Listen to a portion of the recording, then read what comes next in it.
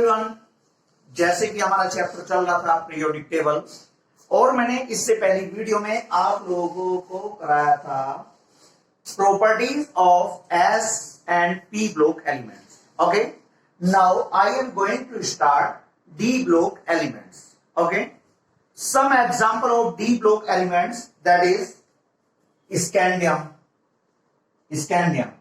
Atomic number 21, 1s2, electronic configuration of scandium 1s2, 2s2, 2p6, 3s2, 3p6, 4s2, 3d1.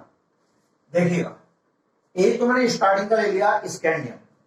Okay, और एक मैंने ले लिया लास्ट में जो सबसे 3d6 का लास्ट एलिमेंट है जिंक. ठीक है, जिंक. तो जिंक है, atomic number of zinc is 30. So electronic configuration 1s2, 2s2, 2p6, 3s2, 3p6, 4s2, 3d10. देखिएगा भाई 10, 20, 30. ओके, देखिएगा डी ब्लॉक एलिमेंट्स को हम ट्रांजिशन एलिमेंट्स के नाम से भी जानते हैं. तो सबसे पहले आप डी ब्लॉक एलिमेंट्स के साथ साथ आप लोग हेडिंग और डाल लो ब्रैकेट में transition element. Transition elements, clear? Transition elements तो क्या होते हैं? D block elements. D block elements होते हैं जिनमें लास्ट इलेक्ट्रॉन डी ऑर्बिटल में एंटर करता हो वैलेंसी सेल. क्लियर? तो यहां पर लिखेंगे डी ब्लॉक एलिमेंट्स की डेफिनेशन. लिखेगा elements in which last electron enter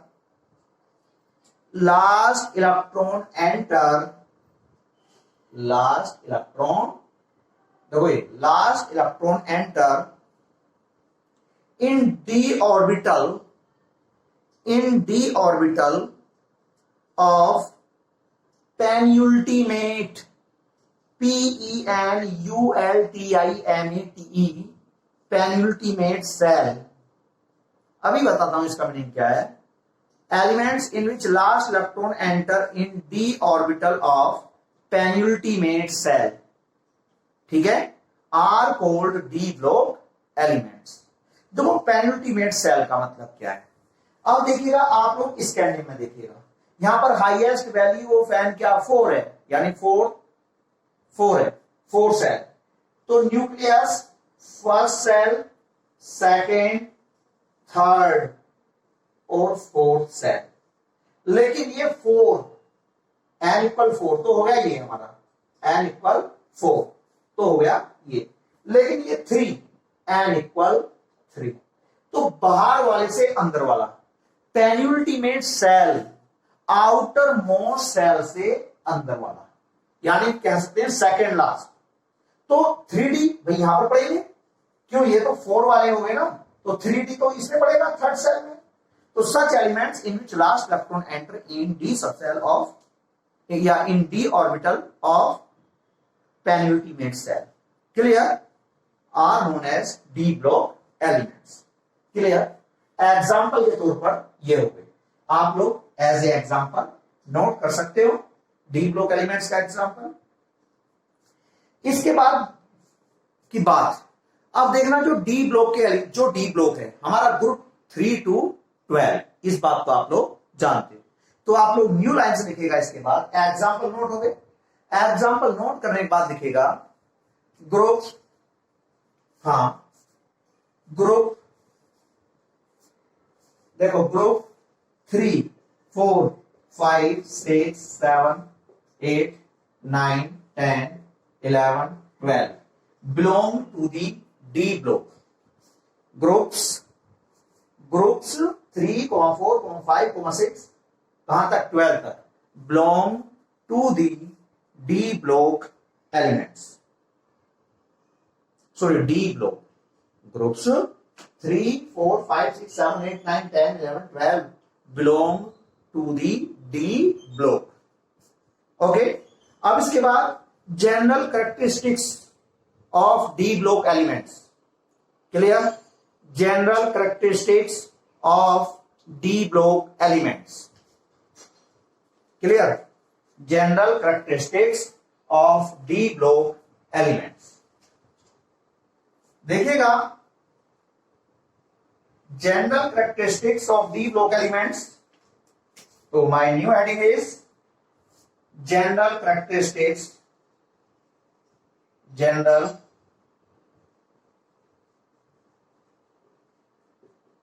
characteristics of D block elements.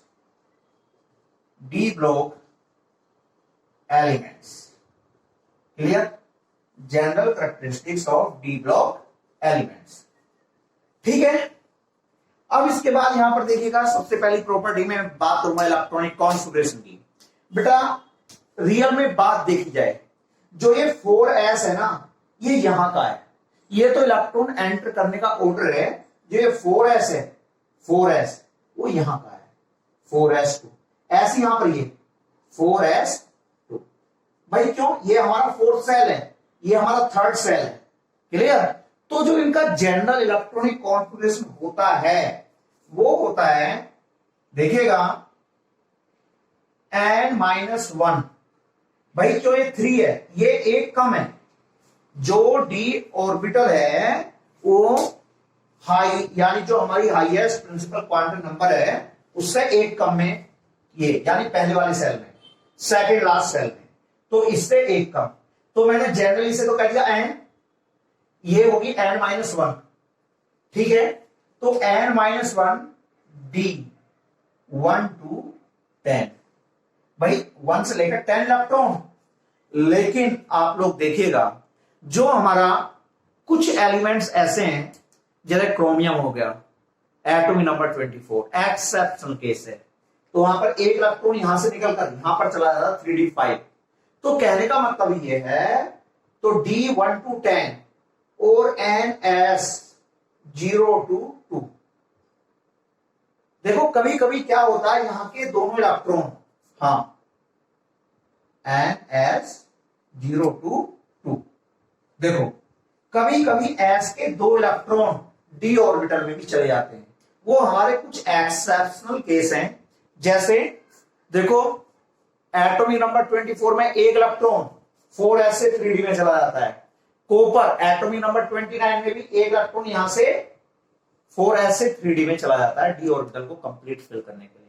अब यहां पर काफी सारे एग्जांपल हैं, जैसे आपका एटॉमिक नंबर 42 है, 43 है, यहां पर 4-5 एग्जांपल है। एक ही एलिमेंट ऐसा है जिसमें s के दोनों इलेक्ट्रॉन d ऑर्बिटल में चले जाते हैं। ठीक है? तो देखिएगा यहां पर,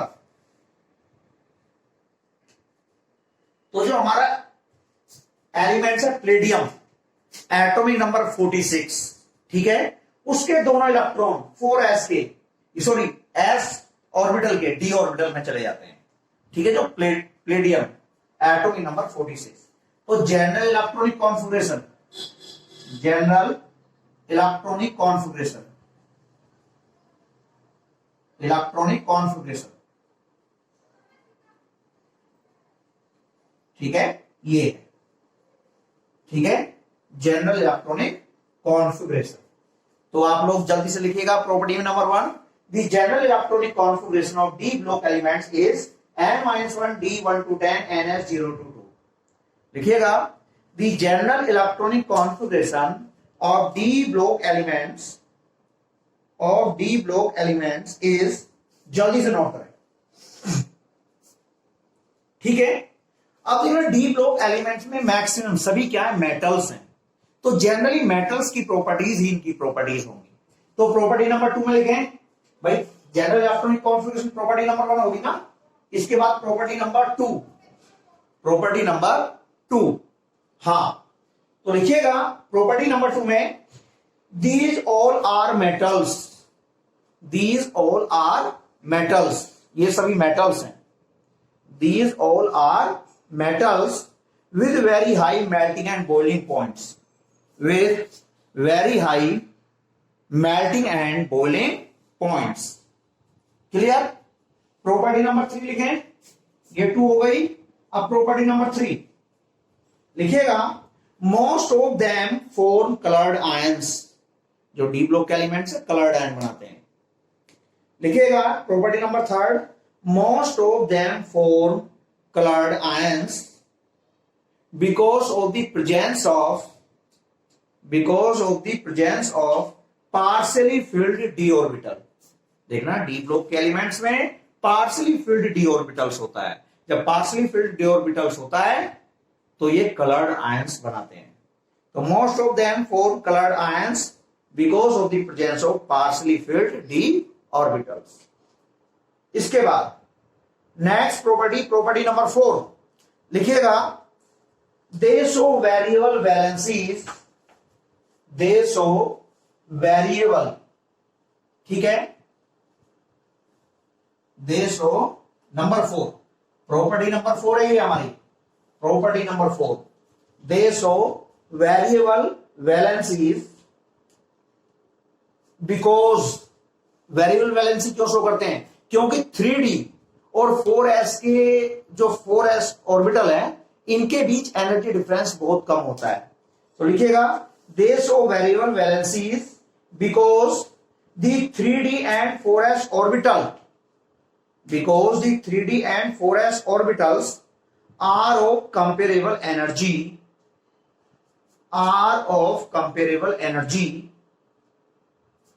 and hence take part in bonding। Actually 4s और 3d ऑर्बिटल्स के बीच एनर्जी डिफरेंस बहुत कम होता है, कंपेरेबल है। कहने का मतलब ये d ऑर्बिटल के और s ऑर्बिटल के इलेक्ट्रॉन्स बॉन्ड बनाने में पार्टिसिपेट करते हैं। क्लियर? इसके बाद नेक्स्ट प्रॉपर्टी नंबर 5 लिखिएगा, प्रॉपर्टी नंबर 5 में they generally show paramagnetism because of the presence of unpaired electron in the d orbital। ठीक है, they generally show paramagnetism because of the presence of unpaired electron in the d orbital। ओके, एक property और लिखिएगा, D block के element generally as a catalyst use होते हैं, iron, निकल, कोबाल्ट, प्लेटिनम। ठीक है, तो लिखिएगा, they are use. Next property number 6 लिखिएगा, they are use as catalyst, they are use as a catalyst, they are use as a catalyst because of their variable valency, because of their variable valency।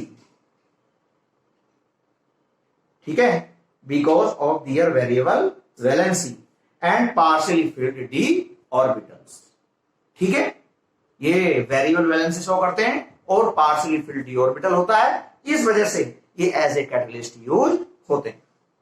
Clear? अब इसके बाद यहां पर एक question लिखिएगा, Why D block elements are known as transition elements। हम D block के elements को ट्रांजिशन एलिमेंट्स के नाम से जानते हैं। देखना, ऐसे एलिमेंट जिनमें D ऑर्बिटल इनकम्प्लीटली फिल्ड होता है उन्हें हम ट्रांजिशन एलिमेंट्स के नाम से जानते हैं। तो लिखिएगा, एक क्वेश्चन करके लिखें, Why D block elements are known as transition elements। तो इसका आंसर लिखें, हां लिखो, because they have partially filled D orbital, because they have partially filled D orbital, because they have partially filled D orbital. So comma आगे लिखेंगे, comma, so are known as transition elements, are known as transition elements. Okay class, इसके बाद अब मेरा new heading है F block elements. Clear? F block elements. देखिएगा, F block elements की यदि मैं बात करूं, हां, एफ ब्लॉक एलिमेंट्स देखिएगा,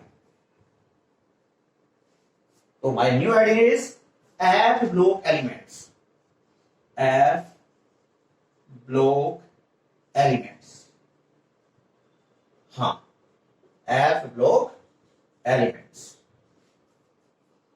ठीक है, अब देखो सीधी सी बात है, सभी की डेफिनेशन एक तरह की है। क्यों भाई, आपका एस ब्लॉक के एलिमेंट्स, उनमें लास्ट इलेक्ट्रॉन किसमें, आउटर मोस्ट सेल के, यानी कि एस ऑर्बिटल में एंटर करता है।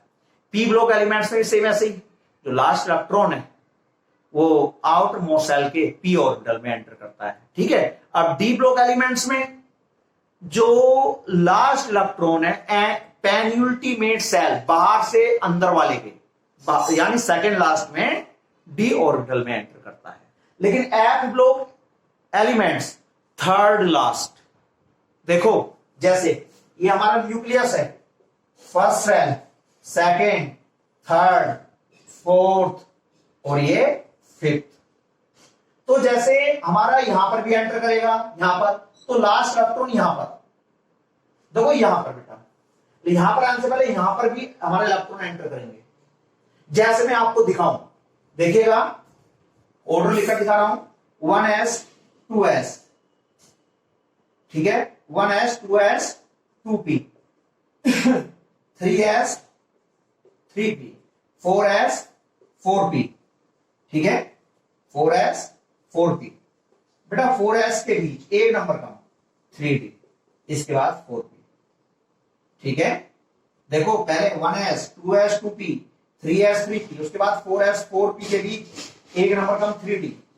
ऐसे ही 5s 5p के बीच एक नंबर कम 4p। अब ऐसे ही 6s, देखना 6s और 6p के बीच दो नंबर कम 4f और एक 5d। देखो 4f में तो यहां पर ये मैंने एक सेल कम शो कर दिया मैंने जल्दबाजी में, यहां पर एक सेल और है, ये देखो सेल नंबर 1 2 3 4 5 6, ये एन की वैल्यू है। ठीक है, ये हमारी एन की वैल्यूज है। अब देखना ये हमारी एन की वैल्यूज है।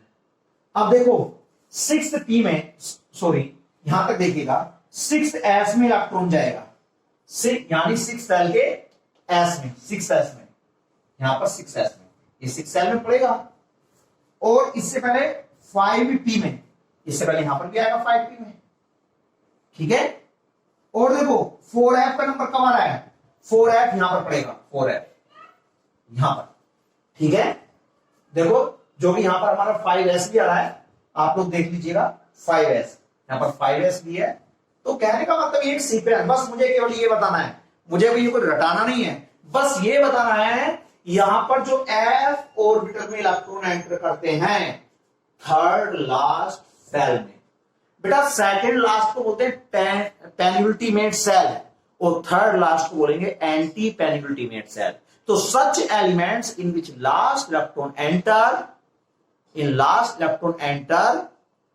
इन f orbital of anti penultimate cell, यानी कि थर्ड लास्ट। तो लिखिएगा definition, such elements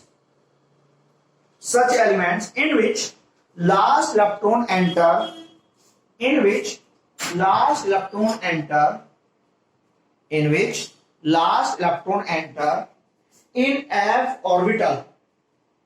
f orbital of anti-penultimate cell,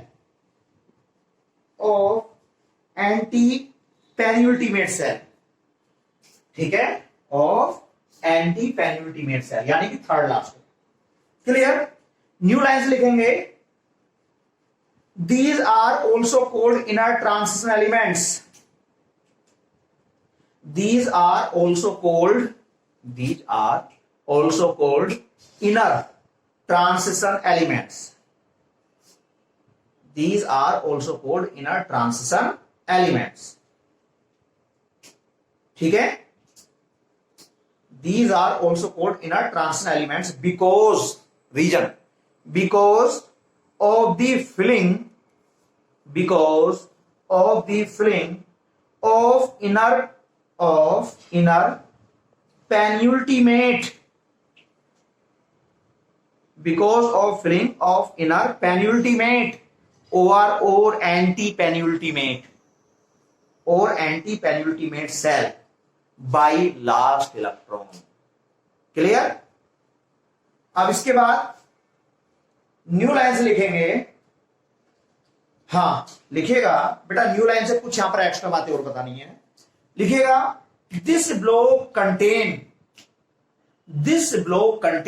to series, this block contain two series of elements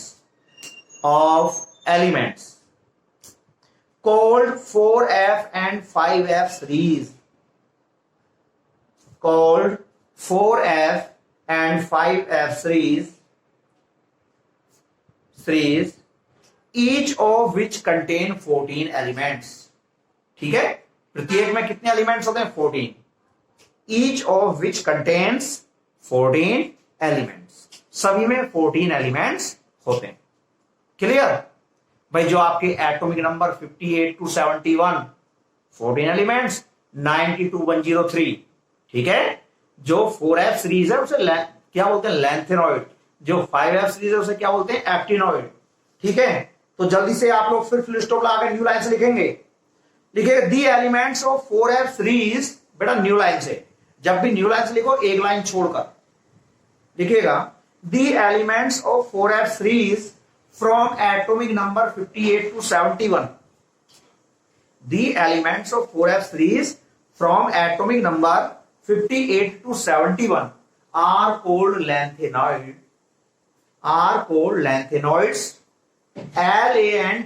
LANTHANOIDS, lanthanoids।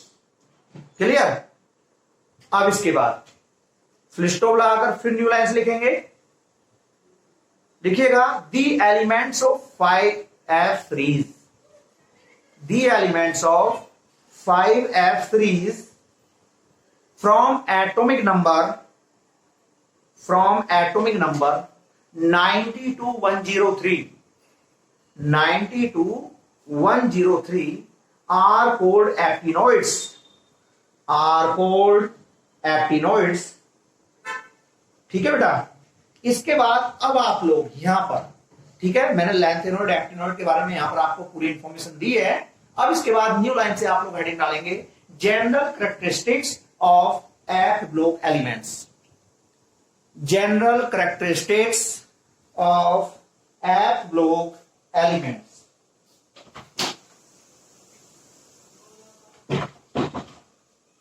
General characteristics of F block elements. Clear?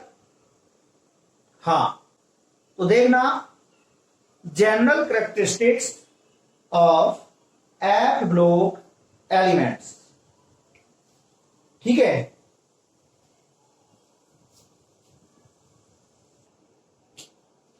तो भाई यहां पर lanthanoid और actinoid का जनरल इलेक्ट्रॉनिक कॉन्फिगरेशन, ठीक है। तो आप लोगों ने हेडिंग डाला general electronic configuration, sorry general characteristics of F block elements, right. तो नंबर 1, बस नंबर 1 में ये लिखेंगे, ज्यादा नहीं, general electronic configuration, general electronic configuration,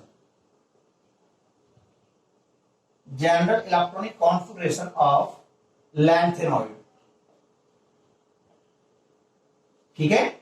देखो ये होगा 4f 1 to 14। देखो 4f, क्यों? लैंथेनॉइड को 4f सीरीज के नाम से भी हम जानते हैं, ठीक है। तो भाई 4f 1 to 14, ठीक है, 4f 1 to 14, 5d 0 to 1, 6s2, ठीक है। ये है general electronic configuration of lanthanoid, 4f 1 to 14, 5d 0 to 1 और बच्चों 6s2। अब ऐसी general electronic configuration of actinoid, देखो जनरल इलेक्ट्रॉनिक कॉन्फिगरेशन,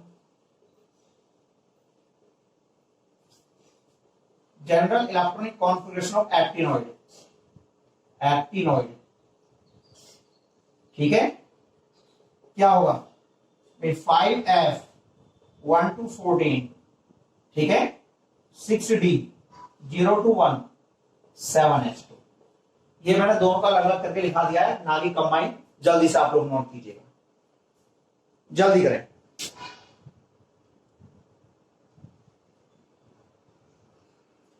हाँ,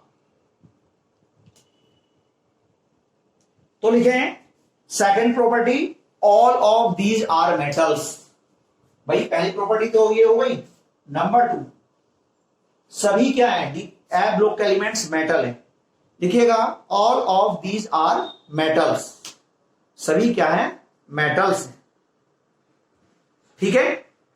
इसके बाद थर्ड प्रॉपर्टी, प्रॉपर्टी नंबर 3, ठीक है, रोमन वर्ड में डाल दीजिएगा। प्रॉपर्टी नंबर 3 लिखिएगा एक्टिनोइड्स